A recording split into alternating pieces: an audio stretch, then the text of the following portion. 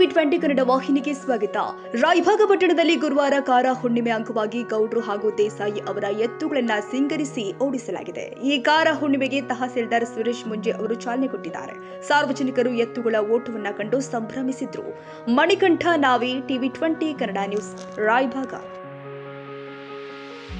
ಕನ್ನಡಿಗರ ಮೆಚ್ಚಿನ ನಿಮ್ಮ ಟಿವಿ 20 ಕನ್ನಡ ವಾಹಿನಿ ಇದೀಗ ಟಿವಿಯಲ್ಲಿ ಲಭ್ಯ.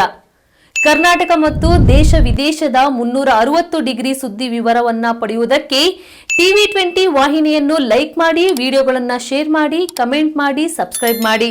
HCN ಕೇಬಲ್ 842 ನಂಬರ್ನಲ್ಲಿ ಹುಕ್ಕೇರಿ ತಾಲೂಕು ಹಾಗೂ ಸಂಕೇಶ್ವರದ ಸುತ್ತಮುತ್ತಲಿನ ಹಳ್ಳಿಗಳಲ್ಲಿ ಲಭ್ಯ.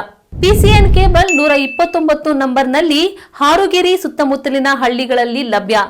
ರಾಯಬಾಗ್ ಡಿಜಿಟಲ್ ಚಾನೆಲ್ ಕೇಬಲ್ 80ನೇ ನಂಬರ್ನಲ್ಲಿ ರಾಯಬಾಗ ತಾಲೂಕಿನ ಸುತ್ತಮುತ್ತಲಿನ ಹಳ್ಳಿಗಳಲ್ಲಿ ಲಭ್ಯ.